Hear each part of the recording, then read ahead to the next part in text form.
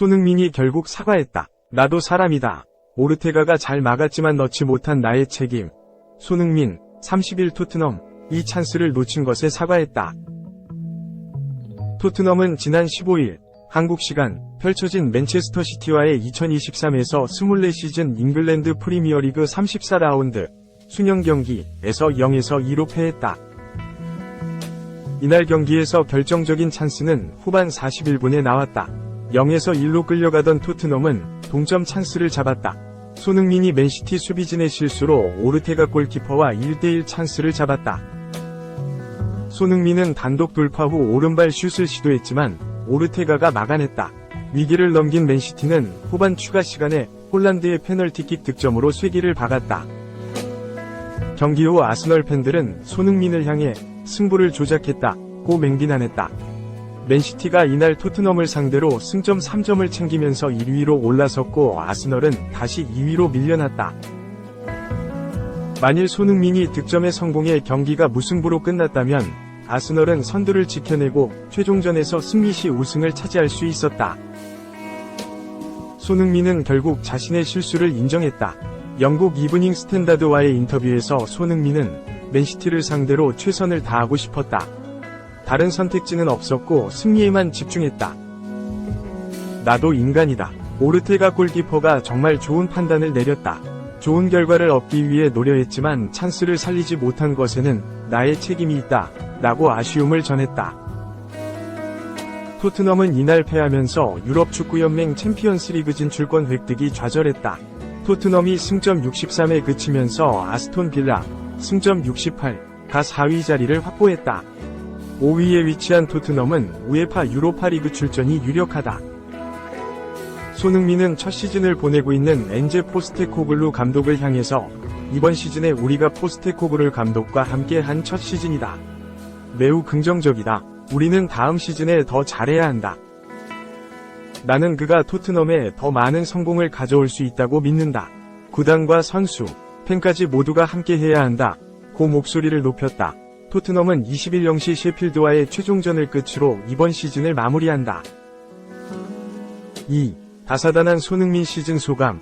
팬들 덕분에 어렵고 힘든 순간 배우면서 넘겼다. 토트넘 주장으로서 첫 시즌을 마친 손흥민 32 토트넘 이 시간과 장소 가리지 않고 응원해 주셔서 큰 힘이 됐다. 며 팬들에게 고마움을 전했다. 손흥민은 25일 자신의 소셜미디어를 통해 토트넘에서 처음으로 주장이라는 역할을 맡고 한 시즌을 끝내고 왔다. 며 한국어와 영어로 한 시즌을 마친 소감을 밝혔다. 손흥민은 부족한 모습도 어려운 순간도 많았지만 옆에서 도와주신 코칭 스태프 또 지원 스태프, 동료 선수들 또 항상 많은 응원과 사랑 보내주시는 팬분들 덕분에 어려운 순간, 힘들었던 순간을 배우면서 넘길 수 있었던 것 같다고 했다. 이어 올 시즌도 시간과 장소를 가리지 않고 응원해주셔서 저에게 힘이 됐다. 진심으로 감사드리고 내년에는 조금 더 성숙하고 성장하는 선수가 될 수 있도록 노력하겠다. 며 매번 행복을 느끼게 해주셔서 감사하다고 덧붙였다. 손흥민은 지난해 여름 토트넘의 주장으로 선임돼 한 시즌 동안 팀을 이끌었다. 토트넘 구단 역사상 아시아 선수가 주장 역할을 맡은 건 손흥민이 처음이다. 손흥민은 시즌 내내 주장 완장을 차고 토트넘을 이끌었다. 잉글랜드 프리미어리그에서는 35경기, 선발 34경기에 출전해 무려 17골 10도움을 쌓았다. 득점과 도움, 공동, 모두 팀 내 1위에 해당하는 기록이었다. 특히 손흥민은 최종전에서 10번째 도움을 쌓으며 아시아 선수 최초이자 EPL 역대 6번째로 10골 10도움을 3차례나 달성하는 대기록도 남겼다. 손흥민이 이끈 토트넘은 EPL 5위에 올라 다음 시즌 유럽축구연맹 유로파리그 출전권을 획득. 2시즌 만에 유럽 무대에도 나서게 됐다. 부침도 있었다. 지난 1월 아시아 축구연맹 아시안컵에 차출돼 한국 대표팀의 주장으로서 우승에 도전했으나 4강에서 탈락해 고개를 숙였다. 이번 아시안컵이 손흥민의 최전성기에 치르는 사실상 마지막 대회라 많은 관심과 기대가 컸다는 점에서 우승 실패에 대한 아쉬움은 더욱 컸다. 더구나 대회 도중 이강인, 파리 생제르맹과 물리적으로 충돌했던 사건이 알려졌고 이 과정에서 손가락 탈구 부상까지 입어 한동안 깁스를 한 채 경기를 치러야 했다. 그러나 손흥민은 아시안컵 우승 실패에 대한 아쉬움을 빠르게 털고 이강인의 사과를 받고 화해하면서 직접 상황을 매듭지었다. 이후 토트넘의 주장으로서 남은 경기들을 성공적으로 치른 뒤 다음 시즌을 기약했다. 시즌을 마친 직후 호주로 이동, 뉴캐슬 유나이티드와 친선 경기까지 치른 손흥민은 24일 귀국해 국내에서 휴식을 취하고 있다. 손흥민은 내달 2일 국가대표팀에 소집돼 싱가포르로 이동, 2026 국제축구연맹 FIFA 북중미 월드컵 아시아 2차 예선을 준비한다. 3. 미넨 진짜 제정신인가? 다이어에 이어 또 다른 토트넘 계급 원한다. 오른쪽 화살표. 놀랍게도 인기 폭발. 바이에른 미넨이 에메르송 로얄 토트넘을 주시하고 있다. 미넨은 지난 겨울 이적 시장에서 김민재, 마테아스 데 리흐트, 다요 우파메카노를 도울 중앙 수비수를 물색했다. 여러 후보 끝에 토마스 투헬 감독은 에릭 다이어를 임대로 데려왔다. 백업을 맡을 거란 예상과 달리 다이어는 김민재를 벤치로 밀어내며 데 리흐트와 함께 주전으로 나섰다. 미넨은 다이어의 완전 영입 옵션을 보유하고 있으며 현재 발동 여부를 고민하고 있다. 투헬 감독이 팀을 떠나고 새로운 감독이 선임되지 않았기 때문에 아직 다이어의 거취는 정해지지 않았다. 이런 상황에서 미넨은 또 토트넘 소속인 에메르송 영입을 고려하고 있다. 독일 바바리안 풋볼은 22일 한국 시간 미넨이 에메르송을 주목하고 있으며 영입을 준비 중이라고 보도했다. 에메르송은 2019년에 바르셀로나 유니폼을 입으면서 주목을 받았다. 하지만 바르셀로나에서는 기회를 받지 못했고 곧바로 레알 베티스로 임대를 떠났다. 이후 2021-22 시즌에 토트넘으로 이적하며 잉글랜드 프리미어리그에 입성했다. 첫 시즌에는 주전으로 나섰지만 경기마다 기복이 큰 모습으로 팬들의 비판을 받았다. 특유의 부정확한 플레이와 수비력이 발목을 잡았다. 이번 시즌에는 확실하게 주전에서 밀렸다. 새롭게 지휘봉을 잡은 엔제 포스테코글루 감독은 공격적인 능력이 뛰어난 포로를 선발로 낙점했고 에메르송은 백업에 머물렀다. 최근에는 데스티니 우도기의 부상으로 왼쪽 사이드백으로 나섰지만 경기력은 처참했고 결국 토트넘의 매각 명단에 이름을 올렸다. 토트넘도 에메르송이 주전 경쟁에서 밀린 만큼 적당한 금액이 제시될 경우 매각을 할 수 있다는 입장이다. 영국 풋볼 인사이더는 토트넘은 에메르송의 이적료로 2천만 파운드, 약 330억 원을 원하고 있다고 전했다.